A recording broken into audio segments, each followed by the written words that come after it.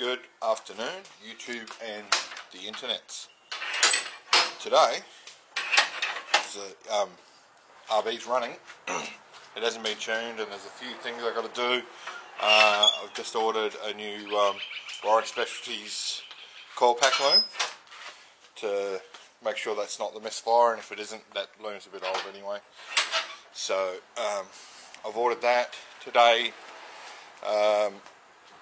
There's a few little troubleshooty things I'm going to do on it just to try and eliminate that misfire before sending it to the tuner, rather than paying him to do that. A couple of weeks ago, went for a drive, and I got this back. The 300ZX is back. It's currently parked in my driveway, and I need to start working on it. It's been over a year since this thing went into my parents' backyard, and it looks like it's been sitting in the backyard for a year too. It's disgusting. But first thing I need to do is to confirm the blown head gasket diagnosis. So a year and a half ago, I took this to Jack Nats because 32 wasn't ready, and I'm pretty sure I blew a head gasket. I had no temperature issues. I just saw a lot of coolant under the car after a run, and a couple of shredded belts. I think they're unrelated, but so some belts need changing as well. And when I started it, when I got it home, I just packed it up for the day. It wasn't worth risking it. I got it home and had the classic Frappuccino in the radiator when I started it up the next day, so I'm pretty sure it's a head gasket, but for the time being, a compression test is in order, and that's what I'll be doing today. But it's taken me about an hour of searching, in which I had to clean the garage up and half the house and the computer room downstairs, but I found the keys to the 300ZX. So this has been charging for the best part of an hour, and what I might do is just turn it over, see if it starts. Seem to have a shortage of coolant, however, which backs up my theory. It's a blown head gasket. Let's have a quick look at the oil before I do that. So the oil itself actually looks okay. Looks fairly clean. It's all rubbing off on that rag as I turn it, but the level's full and clean, and it should be, because it didn't do many kilometres since I changed it, like a few laps of the racetrack, and then I went horribly wrong. So I still feel like I have a head gasket leak, but we'll do the comp test. We'll double check. But because the oil's clean, I'm confident to kick it and see if it starts. I won't leave it running for very long, but we'll see what happens. So, oh, interior lights on. That might be why the battery is flat.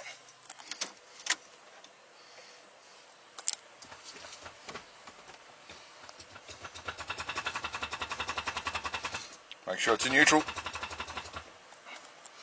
Okay. Indicators on.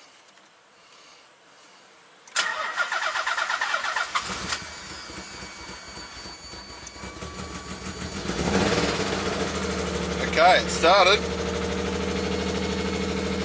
It's been 2 years. I think it's missing. I reckon that's missing.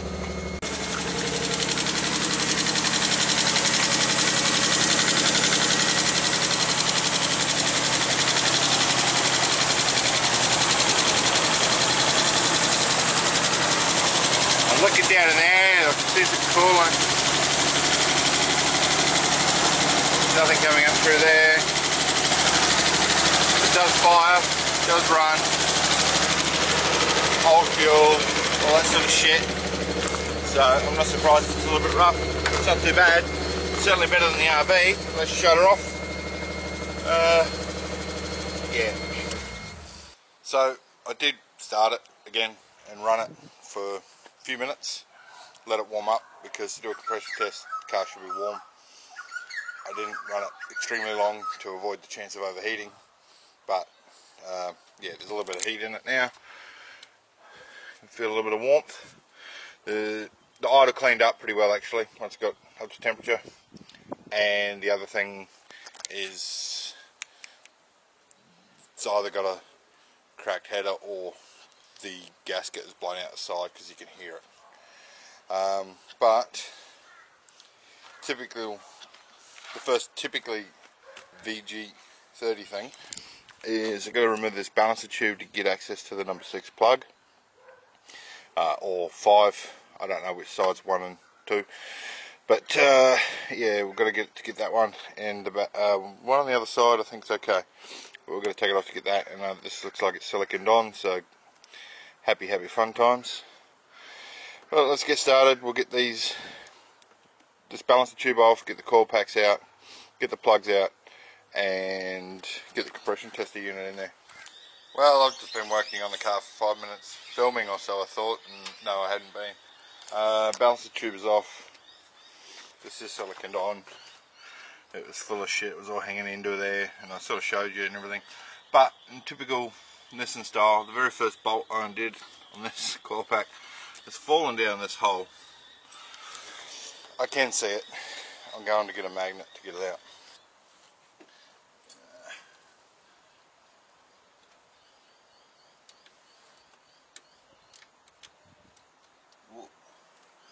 Voila. What were the odds of me dropping that inside the plenum through the balancer tube opening? Pretty good. Now, I'm probably going to be running low on light here, so I won't be fucking around. Just going to get in, get these out, get it comp tested, and see what the results are. That's all I've got time for today. I'm sure some of you will appreciate a shorter video rather than the 20-minute long ones.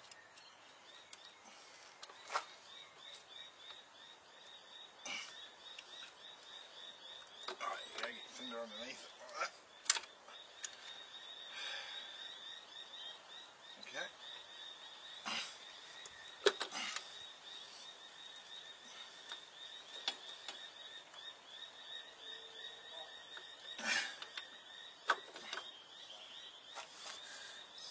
Why is it so hard?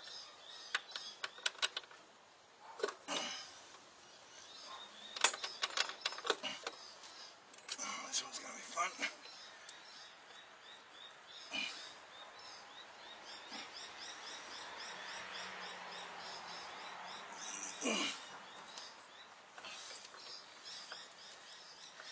You'd be a professional free climber to have the finger strength to do this.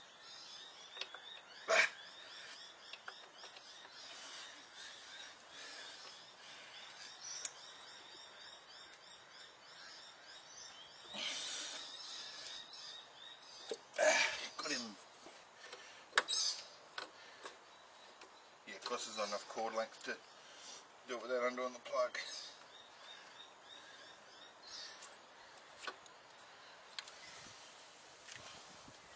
Not even enough cable length to undo the cord. There we go.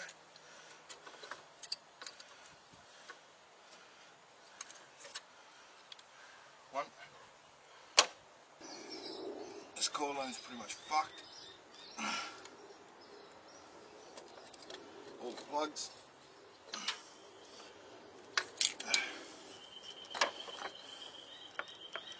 Okay, how far down the hole? That's a long way. Don't think that's going to work. Don't think that's long enough. I'm going to need another extension bar. Yep. So that is not long enough. Let's get another. Take 2, way longer bar. Perfect. Be a bit of a bitch getting the tester in there. Okay.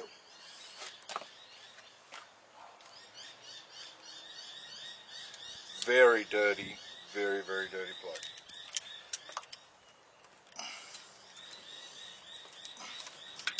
I might even say a little bit rusty.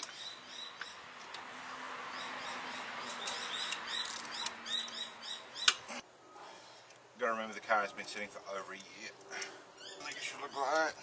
Number 2 is the same. Or 3 or 4. Just assume I'm saying the right number each time. That'll be easiest for everyone. I'm going to imagine that this is actually number 1 because it's in front of that one. If you make that number 3, and this number 5. It's the same.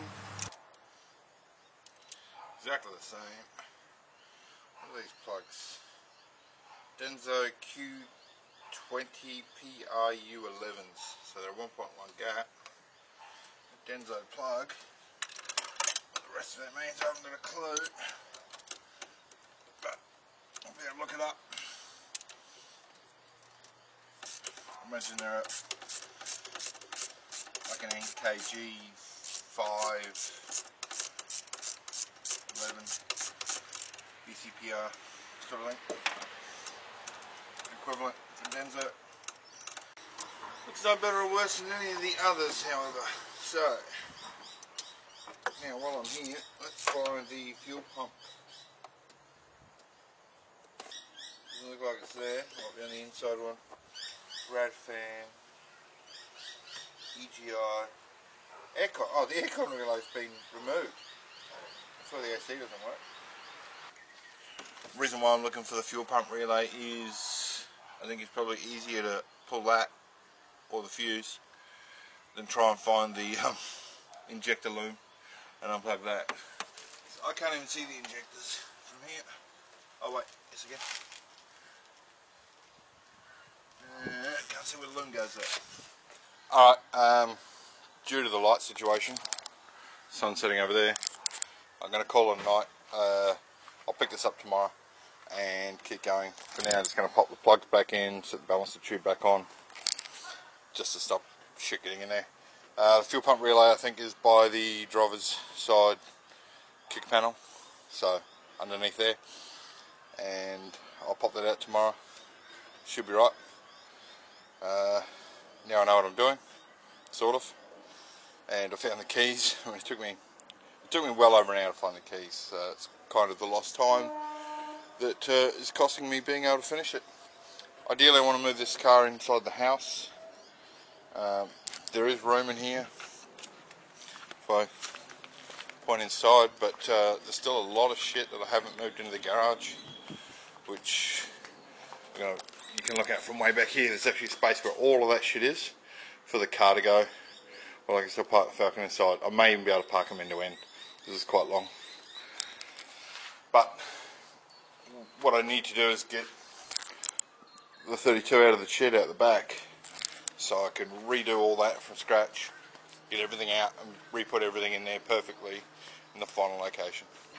That'll allow me to clear up that space under the house, put this in it, and then that's where I'll be doing the majority of the work, I think. But yeah, that's okay. It's not a big drama. I'll finish it tomorrow rather than doing this by light, because it just doesn't film very well in bad light with a portable light on the car. You've seen me do that before and it's terrible. So, and I'm in no rush to get this done. Now I know where the keys are. I won't have the drama tomorrow afternoon. I'll be able to do it straight away. Anyway, for now, that'll do, and I'll continue this video tomorrow. Alright, back out here this afternoon. About the same amount of light as I had yesterday. I packed it up, I think. But I've got help. I've got my apprentice down there, taking the kick panel off the driver's side, because that's where the fuel pump relay is. We've got to disconnect that so we're not pumping fuel when we turn it over. Simple as that. Gauge is ready to go. Just need my apprentice to finish doing what he's doing there, and we can start the comp test. Okay, it's a little bit dark in here, but just bear with me. This is the this bracket sort of bolts up in there to get the fuel pump relay off. It's easy to undo that just to get it free, and then it's easy to get the thing on the plug when it's in position. It's a bit hard because it's on the back side like that. But it's off and we're ready to go, I think. Need the keys. Well, fantastic news. I broke my tripod. The screw is still in the bottom of the camera that I'm holding now with my hand. Wish I could show you how I got to hold it now. But that's junk. It was cheap. But anywho, we're pretty much ready to go here. It's a bit tricky to get that on down the hole, but I have managed it. Now, you hold your throttle wide open, so floor the accelerator, and turn the key. Stop. Well, we've got a leak here. It's not in tight enough.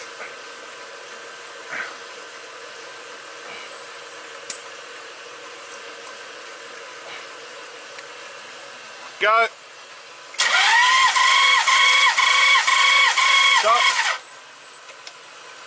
Yeah, we're leaking down again, but we were up around 160, I reckon. Try going a little bit tighter.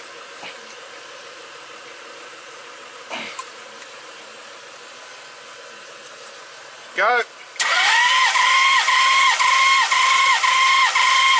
Stop. There's no way to be sure that that's not the cylinder leaking or the seal on that down there, because I can't get it tight enough.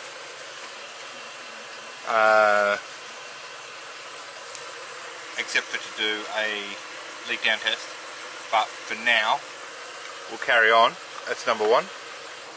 Okay, number two, go.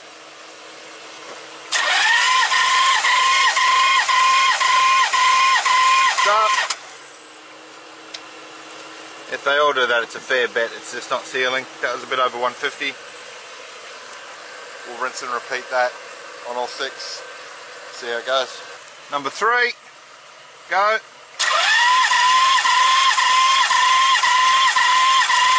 Stop.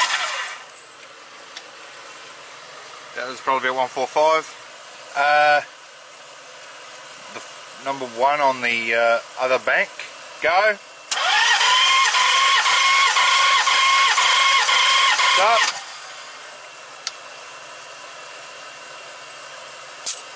Well over 150. Go.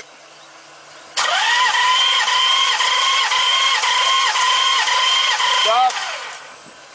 150. And the last one, go. Stop.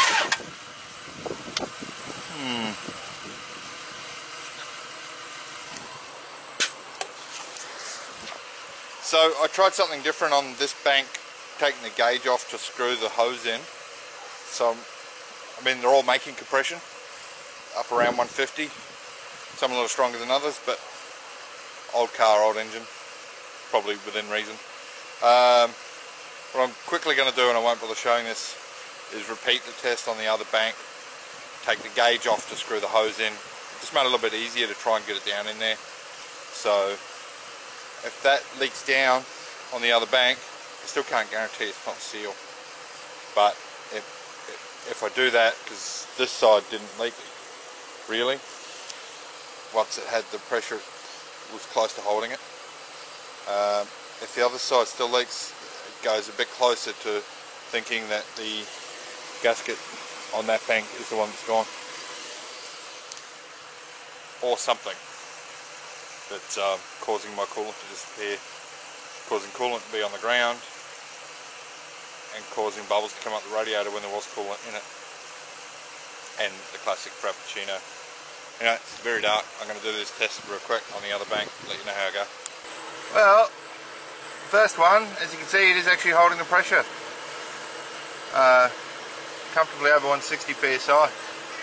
So I'll do the other two, but that's not what I was expecting. I was expecting it to keep leaking down, so I'm going to go into a leak down test. Well, I'm not sure what the light looks like because I've got the Falcon lights on.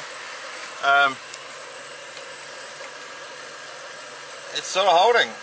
It is slowly leaking down, very slowly. But no guarantee that air's escaping in there or out of the here or down the bottom. So the others were the same. They were pretty much held 160 psi. They all got 160 psi on this bank, and I tell you, the other would too, if I could get them in there a bit better and seal up a little bit better. So there's nothing wrong with it. Let's take it for a race. No, there's obviously something wrong with it. I'll have to do a leak down. Short of that, I'll have to refill the coolant and run it and try and find where it's coming from. You can't see a thing. So that was not the expected result. I really expected to be down on either a whole bank or at least one cylinder, but it seemed to be okay. There was a little bit leaking out, but I honestly think that's the tester, because I can't reach down to screw it in tight enough because the holes are quite deep. So I will see if I can get the right fitting for that leak down tester and do a leak down test. I've topped the coolant up and we'll see if it holds it, and then see where we go from there, I suppose. I mean, if it holds the coolant and it the leak down's good, then I don't know what happened. I definitely had the classic, bubbles up the radiator. I have a video of that somewhere. See if I can find it and stick it in here. Just did a startup of the old girl. To start investigating this coolant leak issue.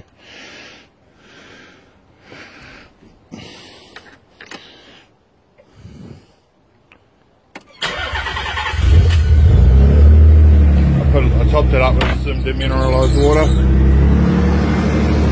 Ran it for a couple of minutes.